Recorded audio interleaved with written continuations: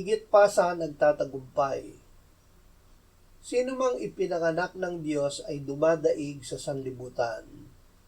Ito ang dumadaig sa sanlibutan, ang ating pananampalataya na si Jesus ang anak ng Diyos. Sino ang makapaghihiwalay sa atin sa pag-ibig ni Kristo?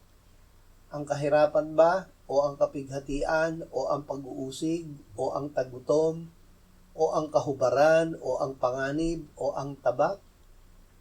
Ngunit sa lahat ng mga bagay na ito, tayo higit pa sa mga nagtatagumpay sa pamamagitan niya na sa atin ay umibig.